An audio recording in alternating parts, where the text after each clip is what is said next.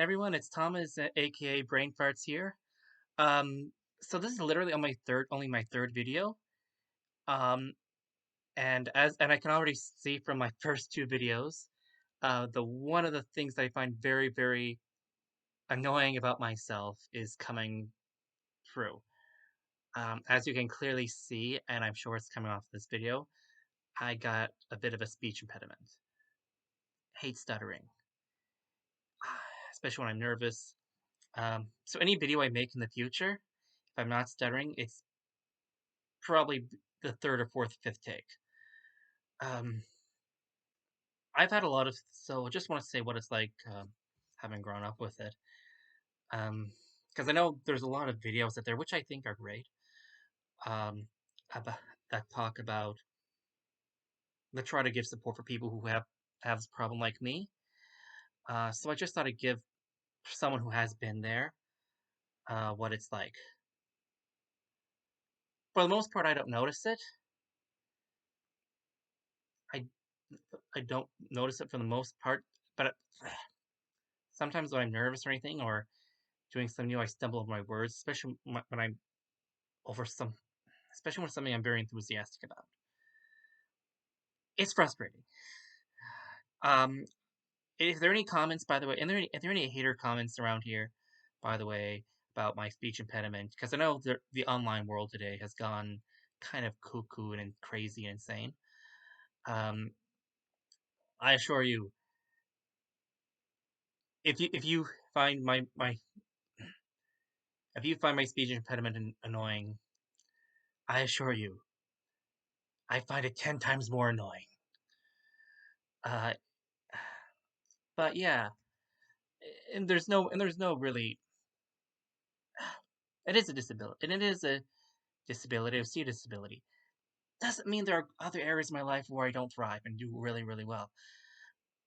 I'm, but this is like one of those. But they're like like two or three things that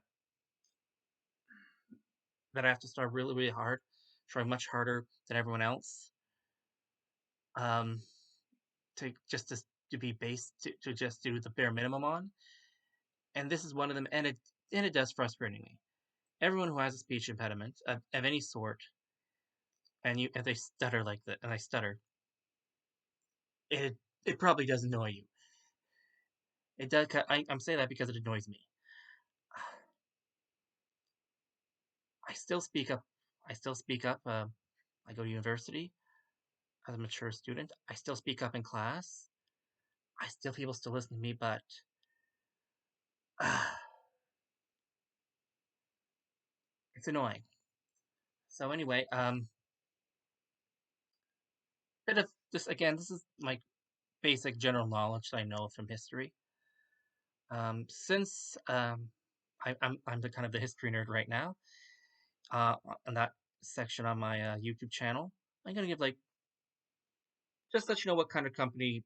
If you stutter like me, I'm gonna give you three people who are in the same boat.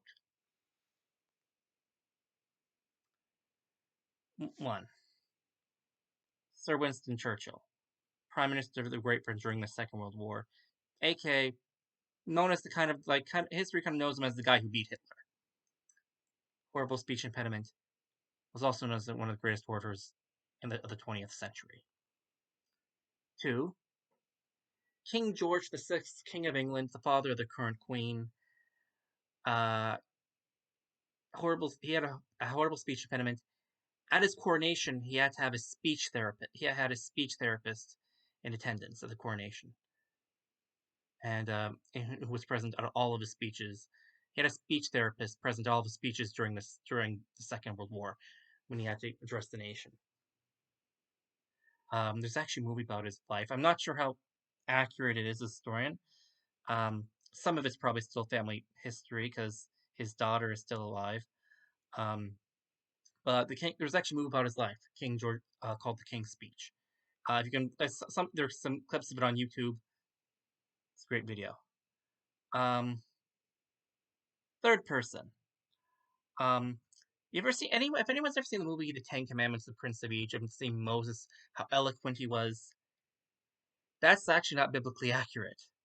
According to the Bible, Moses had a horrible speech impediment. It says that he was slow of speech in the book of Exodus. And in fact, in the book of Exodus, when God told Moses to go before the Israelites, Moses didn't want to do it. He said they won't listen to me. I'm quote slow of speech. It is according to Jewish rabbis and Jewish oral traditions.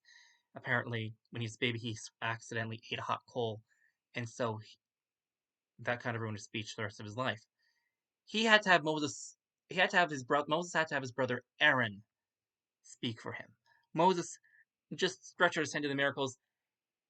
First person who was ever given accommodations in record history that I'm aware of was given by God Himself to the prophet Moses.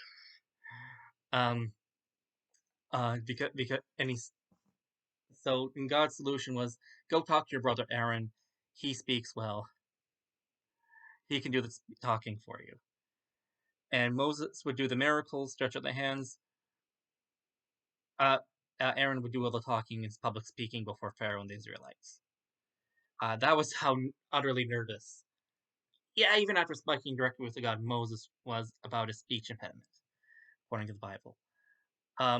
So anyway, if you have a speech impediment, like me, or like King George VI, Winston Churchill, or Moses, you're in good company.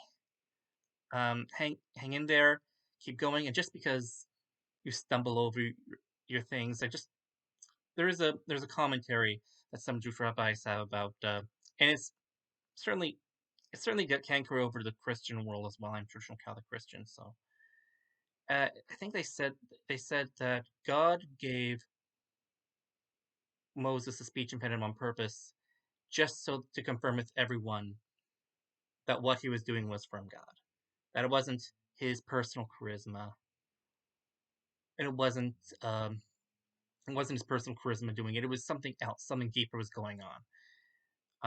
Than his eloquent speech, because who can speak will convince people to do anything. Moses couldn't. That was because God had set him out. God had selected Moses for such a great task that it needed such an important task, such a great task that that it, that people needed a reminder. There wasn't just about this one guy. It wasn't just about Moses. And so the speech impediment was kind of like put it so that everyone would keep that in perspective. So if you have a speech impediment,